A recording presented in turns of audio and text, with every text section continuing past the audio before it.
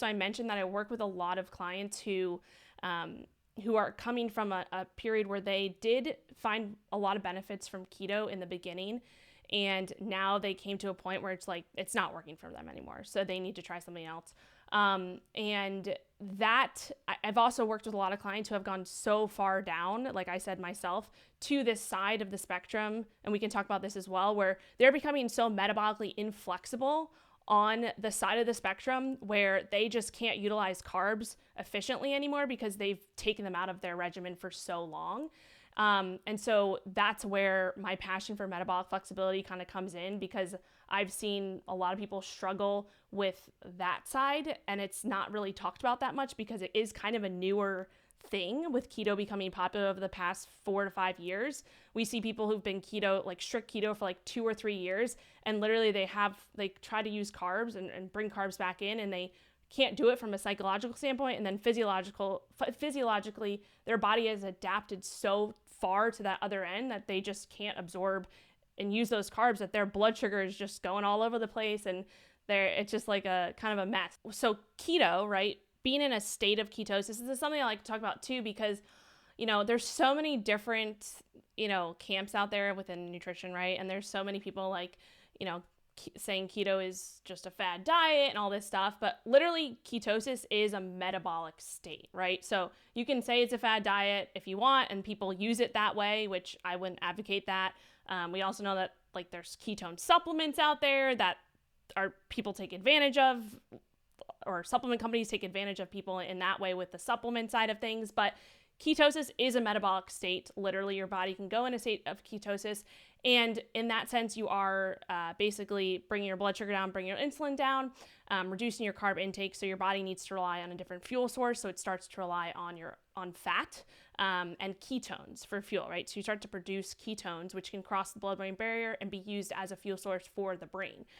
So I think ketones in themselves can be like some people refer to them as kind of like the fourth macronutrient, if you think about it, because it is a fuel source if you're able to tap into your body fat stores for fuel. This also gets a little bit confusing because people are like, oh, well, if I'm burning fat for fuel, that means that I must be losing a ton of fat. Doesn't really work like that. Yes, you can be burning tons of fat for fuel, but obviously we know calories matter, calories in, calories out. So if you're over consuming past that, maintenance or whatever it may be, you're going to gain fat even if you are burning fat for fuel on keto. Just clarifying that. But anyway, I think ketones can be, and we know from the research that ketones can be an alternate fuel source for the brain. And that's actually where the diet started, right? It started to treat children who had epilepsy. They started to put them on a ketogenic diet, high fat, low carb, low protein, which we can also talk about that as well in terms of a standard keto diet for someone who's treating a medical disease versus a ketogenic diet for someone who's looking to increase their body composition or just get overall mental clarity. Those can be separate things. There can be tons of different types of ketogenic diets in that realm. But anyway, ketones can be used as a fuel source for the brain. And we know that through the research, through, treating tons of different diseases, not treating, but being beneficial in certain disease states. So we know that there's some research coming out on like Alzheimer's disease, obviously epilepsy is where it all started. There's so many other kind of metabolic issues that have been benefited from using a ketogenic approach. And it's kind of thinking about ketones as that fuel source, alternate fuel source for the brain.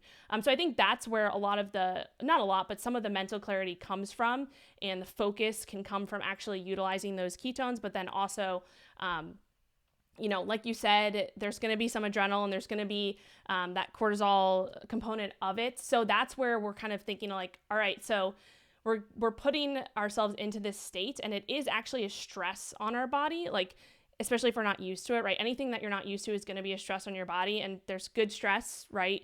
And then there's stress that it can be good at first, and then as you continue to go and go and go, it can actually turn into a bad stress because you're actually overdoing it.